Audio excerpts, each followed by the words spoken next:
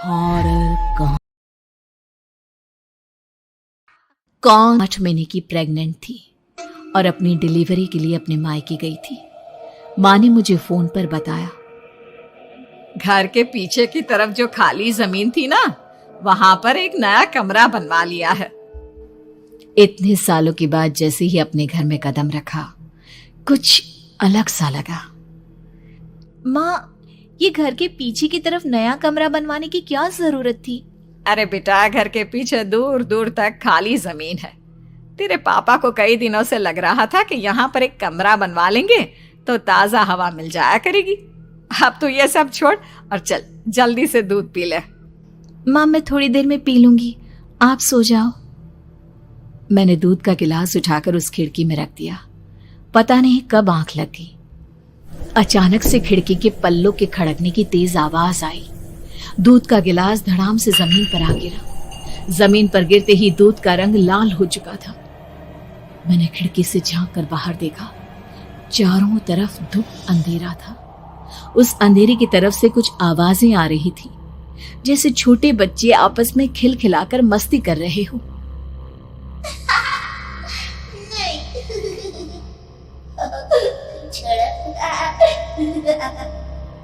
इतनी रात को इतने घनघोर अंधेरे में बच्चों की आवाज कैसे आ रही है?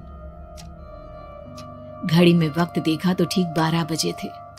देखकर मैं सन्न रह गई। बुरी आत्माओं और भूतों की कई कहानियां मैं सुन चुकी थी। वक्त भी कुछ ऐसा ही था। ऊपर से मैं प्रेग्नेंट। सुना था कि ऐसे वक्त में अक्सर बुरी आत्माएं औरतों का पीछा करती है, तो क्या मेरे पीछे भी? पसीने से तरबतर बड़ी मुश्किल से, जैसे कांपते हाथों से मैंने उस खिड़की को बंद किया।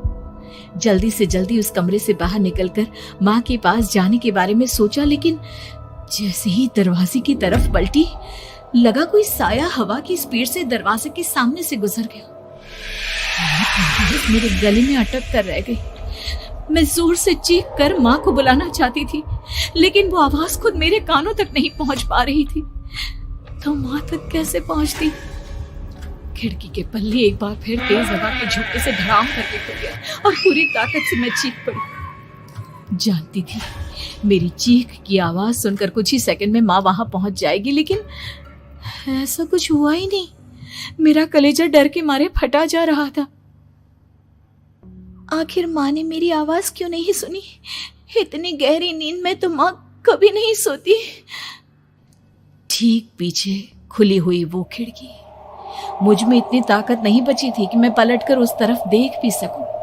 हवा का एक सनसनाता हुआ झोंका उसी वक्त मेरे कानों से आकर टकराया। लगा जैसे किसी ने दबी हुई आवाज में धीरे से मुझसे कहा, चली जाओ यहां से। मैंने दोनों हाथ अपने कानों पर रख लिए और एक बार फिर ताकत लगाकर जोर से चीखने की कोशिश की। माँ!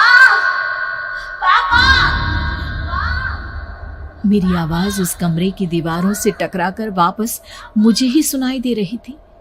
जितनी ताकत के साथ मैंने चीखने की कोशिश की थी, कुछ ही देर बाद उससे कहीं ज्यादा तेज और दर्दनाक चीख मुझे सुनाई देने लगी। ये आवाज ठीक मेरे पीछे खिड़की से आ रही थी। वो आवाज मेरे कानों में पिघलते हुए लोहे की तरह गिर रही थी। उन आवाजों में हैवानियत थी।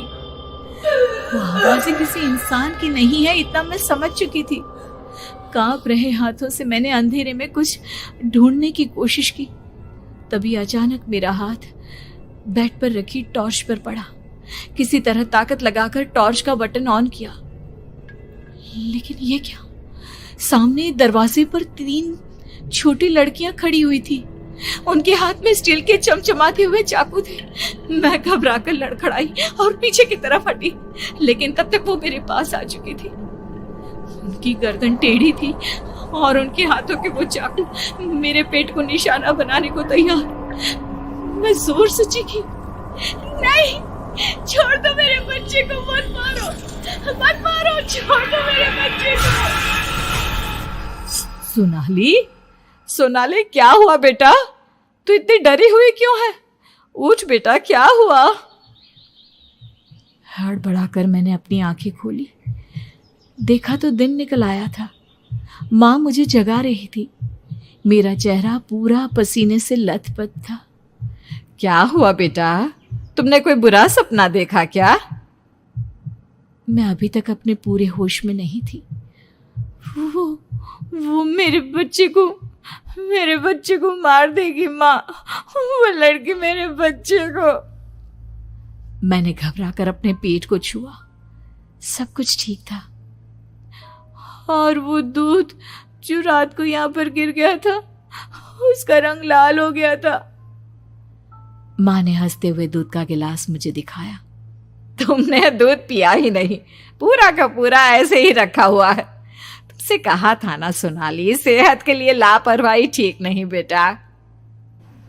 लेकिन मैंने तो सब कुछ अपनी खुली आंखों से देखा था।